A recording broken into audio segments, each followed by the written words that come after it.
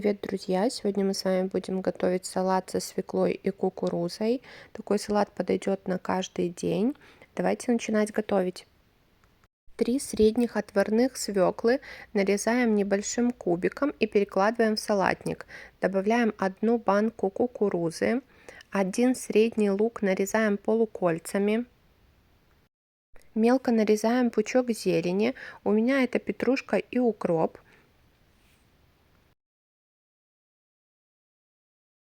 Дальше нужно натереть 1 зубчик чеснока.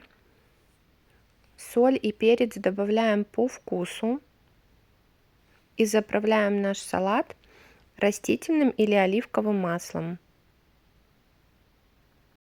Хорошо все перемешиваем, и наш салат готов. Посмотрите, какой он красивый получился. Очень вкусный, очень полезный. Обязательно попробуйте приготовить. Я с вами прощаюсь. Не забывайте про лайки, подписывайтесь на канал, сохраняйте видео, чтобы не потерять. Всем пока!